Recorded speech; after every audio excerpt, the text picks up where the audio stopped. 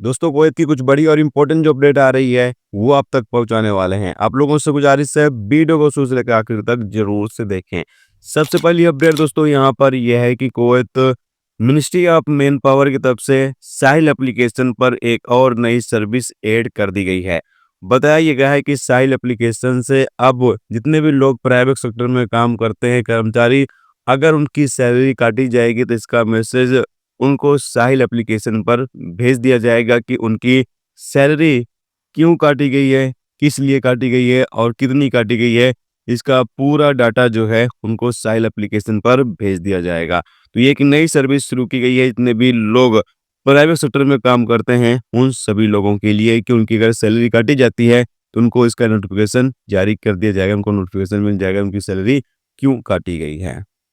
इसके अलावा दोस्तों अगली अपडेट यहाँ पर यह है कि कुवैत में नकली सामानों पर मिनिस्ट्री की कार्रवाई तेज हो गई है। अपडेट के मुताबिक बताया यह गया है कि मिनिस्ट्री की टीमों ने कुवैत के अलग अलग इलाकों में अलग अलग दुकानों पर जाकर जांच कर रही है और देख रही है कि कौन से दुकानदार नकली सामान बेच रहे हैं, क्योंकि कुवैत के अंदर बहुत सारे दुकानदार ऐसे होते हैं जो ब्रांडेड स्टिकर लगाकर और नकली सामान बेचने का काम कर रहे हैं और लगातार इस पर कार्रवाई भी की जा रही है। तो यहाँ पर बताया यह गया है कि तकरीबन 800 से ज़्यादा नकली सामान जब्त किए गए हैं, जिसमें औरतों के जूते, हैंडबैग और भी अलग-अलग औरतों के जो इस्तेमाल होने वाले सामान हैं, वो थे जो कि नकली थे और उनके ऊपर ब्रांडेड स्टिकर लगाकर उनको बेचा जा रहा था।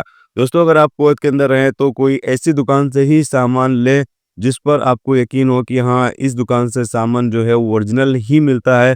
तो थोड़ा महँगा ज़रूर होगा लेकिन आप ऐसी दुकानों से सामान खरीदें जहाँ आपको पता हो कि यहाँ पर सामान सही-साट मिलता है। बाकी ज़्यादातर दुकानदार क्या कर रहे हैं कि ब्रांडेड स्टिकर लगाकर और नकली सामान बेच रहे हैं। हालाँकि मिनिस्ट्री की जो टीमें हैं, ऐसे लोगों के खिलाफ कार्रवाई भी कर रही हैं। इसके अलावा दोस्तों अगली अपडेट यहाँ पर यह है कि नेशनल डे के मौके पर कुवैत हुकूमत तरफ से अपडेट जारी करके बताया ये गया है कि झंडे का सही इस्तेमाल किया जाए। जैसा कि आप सामने स्क्रीन पर देख सकते हैं, इस तरीके से झंडे का इस्तेमाल बिल्कुल भी ना किया जिस पर क्रॉस लगा हुआ है, इस तरीके से आप झंडे का इस्तेमाल बिल्कुल भी ना करें। झंडे का सही इस्तेमाल किया जाए जिस तरीके से यहाँ पर बताया गया है। तमाम प्रवासियों और कुवैती नागरिकों से ये कहा गया है कि नेशनल डे के मौके पर जब आप लोग जश्न मनाएं या किसी तरह कोई भी प्रोग्राम कर रहे हैं तो उसमें जो झंडा फहराया जाएगा उस वो सही होना चाहिए। जो रूल्स रेगुलेशंस हैं उसके तहत ही झंडे को फहराया जाना चाहिए, नहीं तो इस पर कानूनी कार्रवाई की जाएगी।